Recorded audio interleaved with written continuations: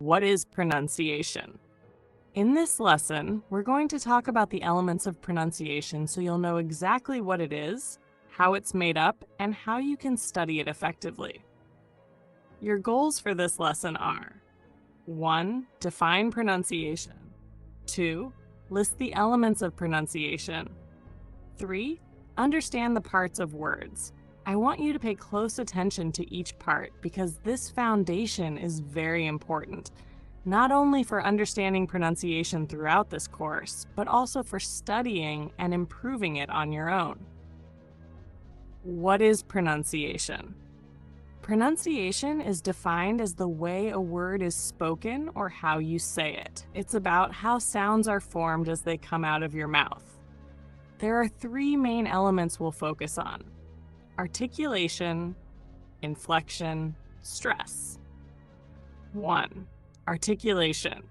Articulation is the physical process of making sounds using coordinated movements of your lips, tongue, palate, teeth, and lungs. While you don't move your teeth or palate themselves, your tongue interacts with them in different ways to form sounds. Let's do a quick exercise. Pronounce some words from your native language or from English and feel what your tongue, lips, and throat are doing. Put your hand on your throat and try these 2 sounds. F as in fish, it's just air and your lips. V as in van. Now you feel a vibration in your throat. That's called voicing. The V sound is voiced. The F sound is unvoiced. This awareness is the foundation of clear articulation. 2. Inflection. Inflection refers to the pitch and tone of your voice, how it rises and falls. In English, inflection can show emotions and sentence type. For example, a rising tone usually signals a question, I don't know. A flat or falling tone can show confidence or even anger. Try this with the word oh. Surprise. Oh, fear. Oh, happiness. Oh, I'm so glad. Without inflection, speech sounds robotic. That's called monotone. One tone, no variation.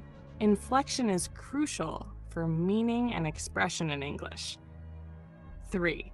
Stress. Stress is about which syllables or words we emphasize when we speak. For example, I didn't kill her. I didn't kill her. Maybe someone else did. I didn't kill her. You're denying it. I didn't kill her. You did something else. I didn't kill her. You killed someone else? Stress also works at the word level. English has many words with the same spelling but different meanings depending on the stress. For example, decrease, noun. There was a decrease in sales. Decrease, verb. We want to decrease costs. The stressed syllable is longer, louder, and more emphasized. Understanding syllables. A syllable is a unit of sound with one vowel sound with or without consonants. Let's try clapping the syllables in these words. Concept, 2 syllables. Power, 2 syllables. Team, 1 syllable. Success, 2 syllables. This may feel silly, but it's very helpful when learning where to put stress and how to pronounce words correctly. Parts of words, prefix, root, suffix. Every word is made up of parts. Prefix added to the beginning. For example, unhappy. Root, the base word. For example, teach. Suffix added to the end. For example, teach able. These parts change the word's meaning. Example, teach, instruct. Unteach equals to undo teaching. Teachable, able to be taught. Unteachable, cannot be taught. Learning how prefixes and suffixes work helps with both meaning and pronunciation. Prefixes and suffixes practice. Let's try identifying prefixes and suffixes in these words. Painless. Pain is the root. Less is the suffix. Remove, move is the root. Re is the prefix. Preview, view is the root. Pre is the prefix. Enjoyable, enjoy plus able. Replacement place, meant. Window, no prefix or suffix. Inactivity, active, in, plus id. Final key points. Syllables, practice breaking down words by syllables. Stress, identify which syllable is stressed. It's longer, louder, and often changes the meaning. Inflection, use pitch to express feeling and clarity. Articulation, focus on the lips, tongue, and where the sound is made. Why is pronunciation important? English spelling often does not match pronunciation.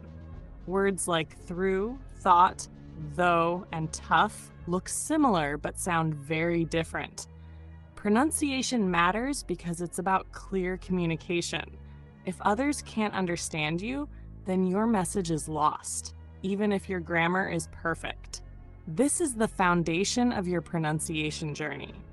Next, we'll dive into the International Phonetic Alphabet, IPA, to help you study and practice pronunciation like a pro.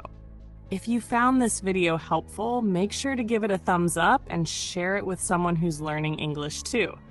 And hey, don't forget to subscribe to Next Level English and hit the bell icon so you never miss a lesson that can take your English to the next level. Thanks for watching. I'll see you in the next video.